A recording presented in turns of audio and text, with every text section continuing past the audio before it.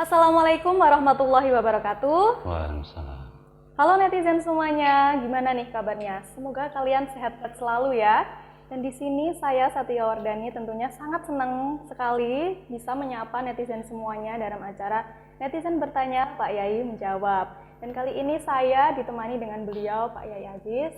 Assalamualaikum Pak Yai. Waalaikumsalam. Pripun kabarnya Pak Yai? Alhamdulillah baik, sehat. Alhamdulillah. Nah, netizen Pak Yai Aziz ini sibuk sekali nih jadwalnya padat, tapi bisa menyempatkan untuk menyapa netizen semuanya nih Pak Yai. Insya Allah, insya Allah. Nah, jadi kalian jangan menyia-nyiakan konten pada kesempatan kali ini nih. Nah, pada kesempatan kali ini kita akan membahas mengenai malam suro. Nah, karena sebentar lagi ini malam suro. Nah, gimana nih netizen? Kalian tertarik nggak nih sama malam suro? Oke, langsung aja kita bahas bersama Pak Yai Aziz. Nah, Pak Yai, seperti yang kita ketahui bahwa bukan rahasia lagi nih Pak Yai kalau di bulan Suro itu banyak mitosnya, terutama bagi masyarakat suku Jawa. Nah, usut punya usut nih Pak Yai, ternyata banyak banget mitos seram yang dihubungkan dengan orang Jawa kuno dan diyakini bahwa kalau malam tersebut kita melakukan perayaan itu maka akan mendapatkan kesialan di hari itu nih Pak Yai. Ya. Misalnya kalau bulan Suro itu kita nggak boleh melakukan pernikahan, nggak boleh melangsungkan pernikahan, terus nggak boleh pindah rumah. Nah itu sebenarnya hubungan Suro dengan hal yang dilarang di tradisi Jawa tersebut itu pripun nih Pak Yai? Penjelasannya pripun, monggo. Terima kasih. Assalamualaikum warahmatullahi wabarakatuh. Waalaikumsalam. Alhamdulillah. Salatu wassalamu ala rasulillah. La haula wa la quwata illa billah. Netizen semua yang saya hormati, perlu diketahui bahwasannya bulan Suro atau dalam bahasa Arabnya itu bulan Muharram itu tersebut dalam Al-Quran, salah satunya diantaranya adalah Ashharul Hurum, bulan-bulan yang dimuliakan. 4 bulan itu diantaranya 3 menjadi 1, Rajab, Sya'ban, Ramadan. Terus dijeda oleh 2 bulan, Syawal dan Safar besar, terus jadi Muharram. Nah, Muharram ini juga termasuk bulan-bulan yang dimuliakan oleh Allah. Orang Jawa menamakan bulan Muharram dengan nama Suro. Dari kata-kata Asyura, hari yang ke-10. Kenapa kok dinamakan Asyura hari ke-10? Karena pada hari ke-10 itulah para nabi, para kekasih Allah diberi kemenangan oleh Allah Subhanahu wa Ta'ala. Maka karena itu, oleh orang-orang Jawa, sebenarnya itu bukan mitos dan sebenarnya bukan hanya tradisi biasa. Akan tetapi, kenapa kalau bulan Suro orang Jawa tidak boleh mantu, tidak boleh bangun rumah, tidak boleh lain-lain, sunatan dan sebagainya. Tapi kalau melahirkan boleh, karena kalau melahirkan tidak bisa diprediksi. Ya. Nanti kalau lahirnya jangan Suro, besok saja nggak bisa. Ya. Makanya kalau melahirkan sebenarnya boleh-boleh saja. Kalau ditanyakan kenapa kalau Jawa nggak boleh, itu sebenarnya nasihat yang tidak diperbolehkan untuk pernikahan, untuk pesta-pesta dan walimah dan sebagainya, bangun rumah dan sebagainya. Itu apa sebabnya? Karena mulianya bulan Muharram. Kenapa kok karena mulianya bulan Muharram atau bulan Suro? Sebab karena ini mulia, 1 bulan saja. Jangan memikirkan dunia dulu. Jangan melakukan hal-hal yang sifatnya keduniaan. Nasihatnya para mbah-mbah, para sesepuh-sesepuh dulu kan seperti itu. Pada bulan Suro karena mulia sekali, perkara dunia mohon tidak dihentikan tapi dikurangi. Kalau sekarang di PPKM apa-apa gitu ya. Nah, makanya dibatasi, difokuskan untuk ke urusan akhirat. Sebenarnya kan gitu. Maka oleh orang-orang dulu, orang-orang mbah-mbah kita semua, itu caranya melarang tidak langsung pakai dalil, tidak langsung pakai Quran, hadis, akan tetapi yaitu digabungkan, disambungkan dengan hal-hal yang sekiranya seperti sakral gitu loh. Sakral. Karena apa? Kalau itu nanti diketahui oleh orang-orang dan itu karena bulan Suro menjadi bulan yang seperti gimana gitu ya, seperti gawat dan sangar gitu. Sebenarnya tujuannya tidak itu, tapi biar orang-orang atau anak cucu sampai sekarang biar mengikuti seakan-akan itu seperti tradisi. Jadi sekali lagi, kalau bulan Muharram itu sebenarnya untuk nikah, untuk bagus harinya. Bagus ya. Hanya saja untuk daerah ex Surakarta atau Mataram, kondangnya itu daerah Mataram, Mataram Pakubuanan maupun Hamengkubuanan, Jogja dan Solo itu memang difokuskan pada bulan Muharram untuk tirakat, untuk prihatin, untuk ibadah, difokuskan ke situ, jangan mengadakan hal-hal yang sifatnya pesta keduniaan. Di antaranya seperti itu. Menarik banget ya netizen ini. Sebenarnya bulan Muharram itu bulan untuk bertirakat ya Pak Yai. Iya. Nah, tapi ketika bulan Suro itu kan juga ada tradisi-tradisi nih Pak Yai. Dari teman-teman itu banyak banget nih, teman saya itu mesti bilang, wah dilengkas bulan Suro wayah yang ngubah pusaka. Pak Yai. Terus ada juga yang melakukan kenaikan sabuk, terus sama ada yang bersemedi tadi. Nah itu mungkin sejarahnya itu gimana gitu ya? Gini ya, kenapa kalau bulan Suro itu masyarakat kebanyakan di wilayah kita itu sama menghormatinya pusaka dikumbah, kerisnya dikumbah, terus ritual-ritual lain itu dilakukan karena ya mulianya bulan Suro itu tadi.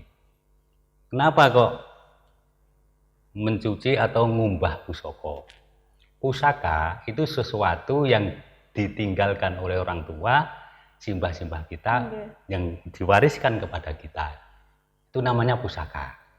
Apa itu keris, apa itu linggis, apa itu arit, apa itu pedang, tombak dan sebagainya. Sebenarnya itu mengikuti Kanjeng Nabi. Kanjeng Nabi itu setiap malam Suro tanggal 1, tanggal 10 itu kan Ka'bah itu ditutup atau berapa hari ditutup untuk disucikan, dibersihkan, diganti kiswahnya, tutupnya itu seperti sajadah itu, karpet itu diganti dan Ka'bah itu disucikan. Itu sudah setiap 1 tahun sekali, malam 10, biasanya malam 10 ya Asyura itu tadi, Ka'bah itu dicucikan, dibersihkan, dipel dan sebagainya. Jadi Ka'bah itu peninggalan Mbah Nabi Adam. Mbah Nabi Adam turun pertama kali di tanah yang lembah, dataran rendah, terus diberi tanda batu. Batu ditumpuk-tumpuk, akhirnya diteruskan oleh Nabi keturunan yang nomor 7, Mbah Nabi Ibrahim. Mbah Nabi Ibrahim batu itu dibangun, setelah dibangun kotak 15 persegi dengan anaknya Nabi Ismail. Terus turun sampai Kanjeng Nabi kita Muhammad Sallallahu Alaihi Wasallam. Setiap tanggal 1, setiap Suro itu dicuci, itu dibersihkan. Masyarakat kita mengikuti, karena yang ditinggalkan bukan Ka'bah, tapi keris, pedang, arit, apa peso, apa sabuk atau apa, ikut dengan Kanjeng Nabi, itbak dengan Kanjeng Nabi pada bulan Suro dicuci, dikumbah. Itu berarti kesunahan. Orang yang nggak tahu musyrik, orang nggak tahu bid'ah. Hal-hal gaib. Iya, padahal tidak. Itu mengikuti Kanjeng Nabi. Padahal aslinya mengikuti Kanjeng Nabi. Netizen itu main sirik-sirikan aja Pak Yai. Ya karena kurang pengetahuan lah. Nah, maka dari itu nih, ini ilmunya nih netizen, ternyata hal seperti itu nggak apa-apa mengikuti syariat Kanjeng Nabi. Nah berarti hal tersebut tidak bertentangan dengan Islam, Pak? Tidak bertentangan sama sekali. Yang penting niatnya yang baik. Tapi kalau niatnya nggak baik, ya nanti bertentangan. Kenapa kerisnya dicuci, dikumbah? Nanti kalau tidak dicuci, nanti menjadikan pagebluk. Nah, itu nggak boleh. Nanti kalau dicuci, dikumbah, akan mendapatkan nikmat yang banyak. Lupa dengan Allah. Nah, itu yang nggak boleh seperti itu. Salah niatnya. Lah kebanyakan orang-orang yang seperti itu ya seperti itu. Makanya banyak orang muda-muda yang mengatakan itu musyrik karena ya yang ngumbah ya niatnya salah. Nah gitu. Jadi ya nggak menyalahkan salah satunya lah. Ya, ada yang benar, ada yang salah. Tapi kalau itu salah, mbok dibenarkan. Maksudnya dipenerke.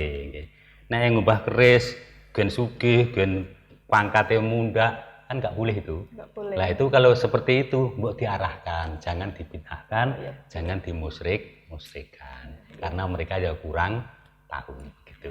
Nah netizen kalau kalian punya teman yang kayak gitu, sebaiknya diingatkan ya. Iya. Nah terus ini kembali ke dalam pernikahan nih Pak Yai. Iya. Karena biasanya kalau kita mau menikah itu kan biasanya kumpul antar keluarga, ngoten membahas hari pernikahan, istilahnya golek dino. Nah ini Pak Yai, kenapa sih kita harus golek dino nih Pak Yai? Bukankah semua hari dalam Islam itu baik Pak Yai? Ya. Nah, itu memang hari-hari dalam Islam, dalam dunia ataupun nasional, internasional, nanti saya katakan hari nasional, hari internasional kan ada 7. Tapi orang Jawa juga punya hari sendiri yang jumlahnya 5. Yaitu Legi, Pahing, Pon, Wage, Kliwon, hari pasaran.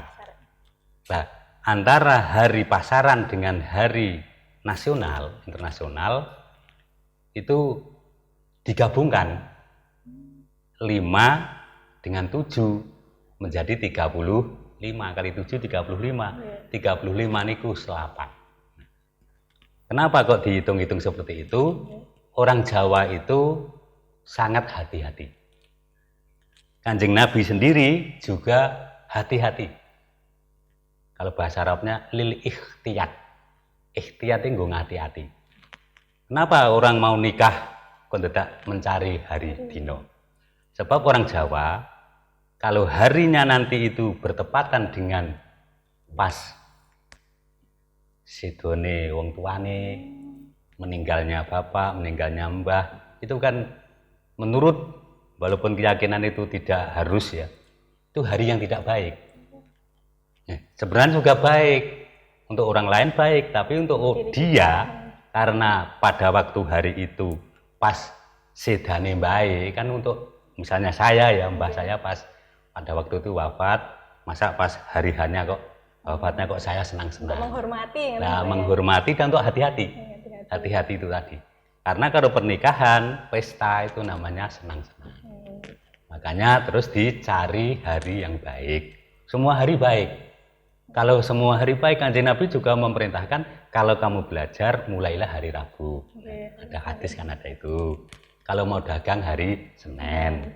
Kalau macam-macam itu berarti kan semua hari baik, tapi ada yang lebih baik, ada yang terbaik, ada yang paling baik. Lah menurut orang masing-masing. Jadi tidak bertentangan itu ya. Nah, hari ini semua baik. Misalnya baik untuk saya, belum tentu baik untuk orang lain. Jadi mengenai hari tujuannya untuk lil ikhtiyat. Gitu ya. Itu dia netizen, untuk golek dino untuk pernikahan itu tujuannya untuk mencari hari baik. Gitu ya Pak Yai. Ya, untuk hati-hati lah. Untuk hati-hati. Nah, itu tadi netizen pembahasan seputar suro sudah dijawab semua sama beliau Pak Yai Aziz dengan jelas. Mungkin kalau kalian ada yang masih bingung dan ingin bertanya atau mungkin pertanyaan yang belum terjawab, atau mungkin kalian punya nih kejadian-kejadian atau kejadian kalian tentang mistis, tentang suro, boleh banget tulis di kolom komentar di bawah ini ya netizen. Nah mungkin cukup sekian dari saya dan Pak Yai Aziz. Tambahan sedikit boleh? Oh enggak, monggo Pak Yai. Untuk hari Asyura, kenapa orang Jawa mengadakan metonan? Oh tenang.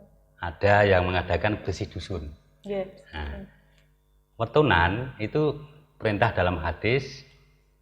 Setiap hari suro, bulan suro, kita disunahkan 1 memotong rambut, memotong kuku dan sebagainya sampai ada 12 itu. Di antara 12 itu ada yang untuk menyenangkan anak istri. Jak makan-makan di mana, walaupun 1 hari. Dan menyenangkan tetangga.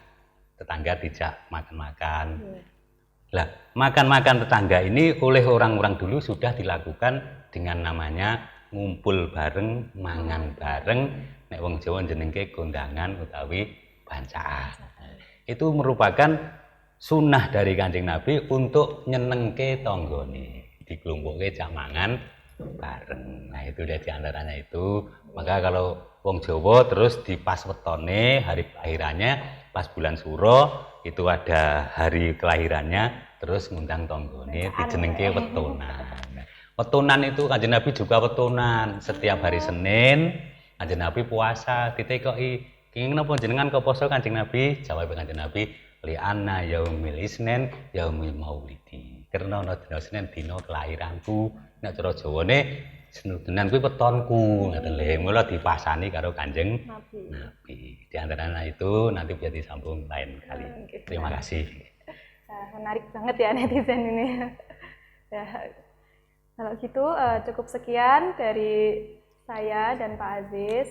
Nah, nanti di lain kesempatan kita akan membahas lebih dalam mengenai weton ini nanti. Nah, jangan lupa like, komen, dan subscribe akun YouTube Nuswa Channel. Kalau perlu tekan tombol loncengnya untuk mendapatkan notifikasi terbaru dari Nuswa Channel. Cukup sekian. Wallahumma muwaffiq ila aqwamit thoriq. Wassalamualaikum warahmatullahi wabarakatuh. Waalaikumsalam warahmatullahi wabarakatuh.